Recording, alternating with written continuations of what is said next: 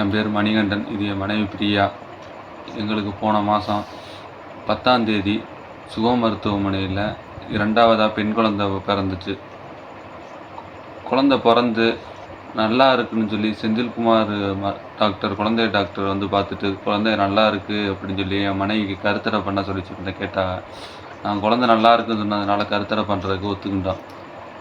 ஒத்துக்கிட்டு கருத்தடை பண்ணிட்டாங்க. குழந்தை வந்து பிறந்து ஒரு 2 மணி நேரம் கழிச்சு அதுக்கு மூச்சு விட சிரமமாக இருந்ததுனால அந்த ஹாஸ்பிட்டலில் எந்த ஒரு ஆக்சிஜனுக்கான எந்த ஒரு ஸ்பெஷலிஸ்ட்டும் இல்லைன்னு சொல்லி அங்கேருந்து சூர்யா பக்கத்தில் ஒரு 2 கிலோமீட்டரில் இருக்க சூர்யா மருத்துவமனைக்கு என் குழந்தைய ஆட்டோலேயே கூட்டிகிட்டு போய் ஐசியூவில் அட்மிட் பண்ணி பார்த்தாங்க.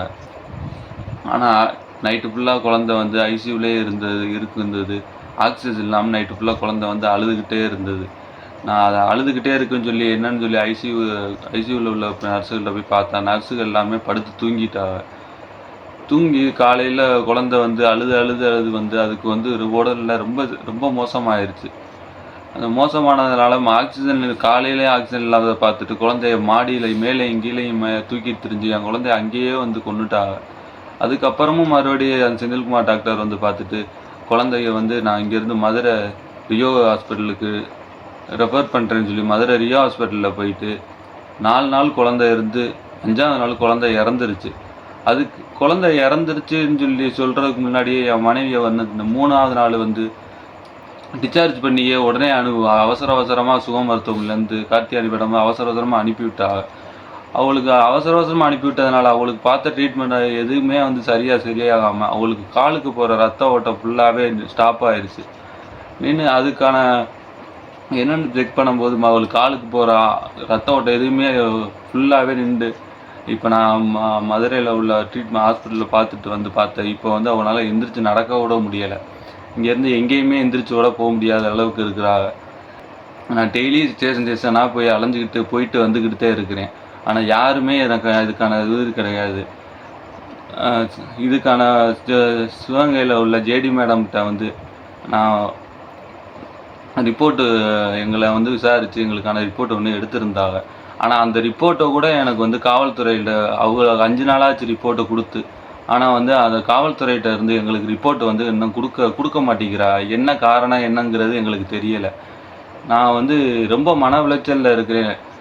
எல்லா பக்கமும் கடன் வாங்கி வச்சு இப்போ இது குழந்தை பிறந்ததுலேருந்து இது வரைக்கும் நான் 10 லட்சத்துக்கு மேலே செலவு பண்ணிக்கிட்டு எனக்கு கடன்காரனாகவே தெரிகிறேன் வீடு. இதுக்கப்புறம் நான் நான் பைக்கில் நான் எங்கேயாவது வெளியில் போகிறேன் பண்ணுறேன்னா கூட என்னை எல்லாரும் வழிமறித்து எல்லாம் மிரட்டுறாங்க. நீ என்ன ஹாஸ்பிட்டல் மேலே என்ன கேஸ் பண்ணுற அப்படிங்கிற மாதிரி ரொம்ப மிரட்டல்லாம் அதிகமாக கொடுத்துக்கிட்டு இருக்கா. எங்களால் இருக்கிறதா இல்லை இதோட இங்கே எதை முடிச்சுக்கிறதாங்கிறது எங்களால் ஒன்றுமே சீரணிக்க முடியலை. எங்களுக்கு குழந்தையே இல்லைப்ப, எனக்கு குழந்தைங்க இல்லை. என்னால் எந்திரிச்சு நடக்கவே முடியல.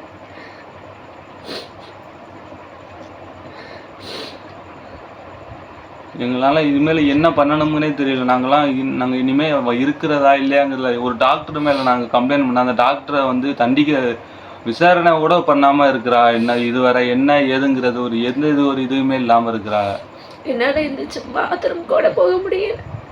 அந்த அளவுக்கு என்னால் கால் சுத்தமாக ஊண்டவே முடியல, கீழே ஊண்டவே நடக்க முடியல. எங்களுக்கு இதுவரை எந்த நீதியுமே கிடைக்கல. முதலமைச்சர் அவர்களுக்கு நீங்கள் இதுக்கான தீர்வு ஏதாவது கிடைக்குங்கிற நம்பிக்கையில் தான் நான் அந்த வீடியோவை போகிறேன்.